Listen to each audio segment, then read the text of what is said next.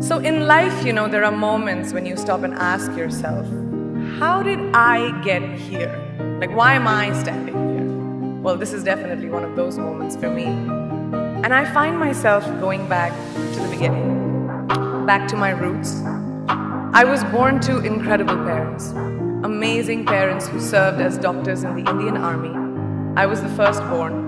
And as far back as I can remember, I made my parents very proud and happy 99% of the time. Okay, slight exaggerations of personal achievements are allowed from time to time, don't you think? My brother was born a few years later, and even then, nothing changed for me. We were both given equal opportunities, and I want to emphasize this. I want to really emphasize this for you because I don't think a lot of people might understand that being equal might seem very normal. But where I come from, India, and a lot of developing countries around the world, more often than not, this is an exception. It's actually a privilege. My first experience of the glaring disparity between boys and girls came at a very, very young age.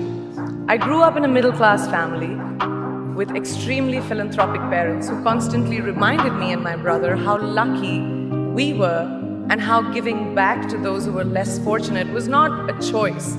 It was a way of life. Simple.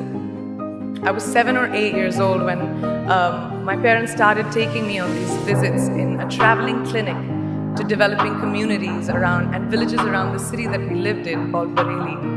We were packed into this ambulance and my parents would provide free medical care to people who couldn't afford it. My job at the age of 8 was assistant pharmacist. So I would count all the medicines, put them in an envelope and give it out to patients, and I really took my job very seriously. Very seriously. But the more I went on these expeditions, the more I began to notice the simplest things that distinguished a boy from a girl or a man from a woman. For example, girls were pulled out of school when they hit puberty because they were considered ready for marriage and babies. That's 12 and 13, while boys still enjoyed their childhood.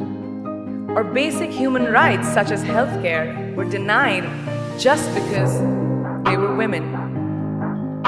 Let's call this whole experience trigger number 1 for me. Fast forward a few years and many, many triggers in between.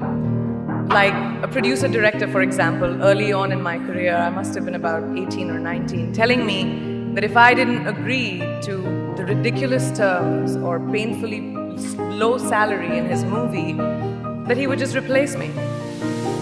Because girls are replaceable in the entertainment business.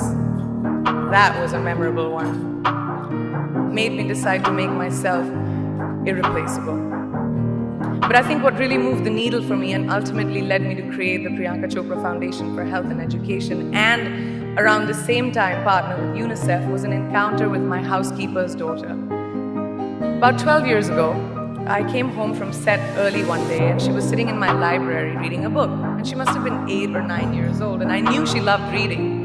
So I asked her, I was like, it's a weekday, why aren't you in school? And she said, oh, I don't go to school anymore. So I went and asked her mother and I said, why isn't she in school? And her mom said that her family couldn't afford to send her and her brothers to school, so they chose the boys. The reason? She would eventually get married and it would be a waste of money. I was completely blown and it shook me to my core. Eventually, I decided to cover the cost of her education so that she could continue to learn, because education is a basic human right.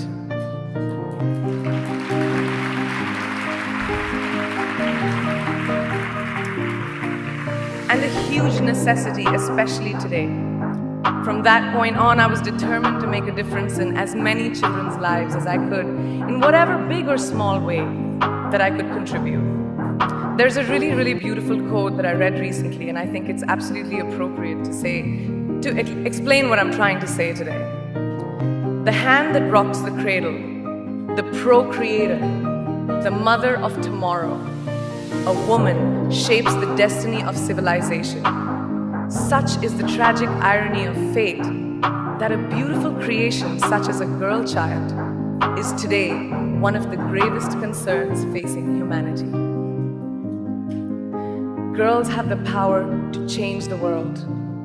It is a fact, and yet today, girls are more likely than boys never to set foot in a classroom, despite of all the efforts and progress made over the last 2 decades. I'm just going to give you a stat, more than 15 million girls of primary school age will never learn how to read or write, compared to 10 million boys.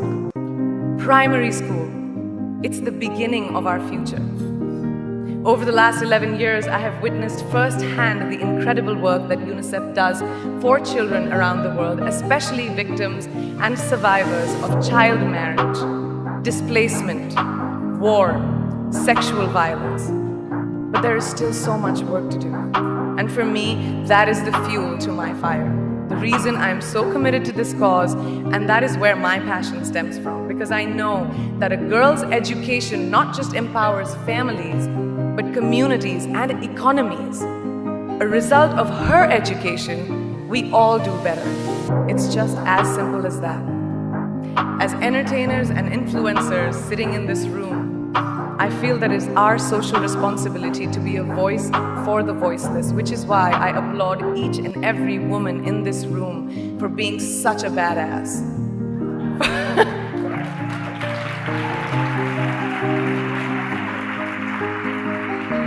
For using your platform and your voice to contribute to change, and for ensuring that there is not even one lost generation as long as we are alive.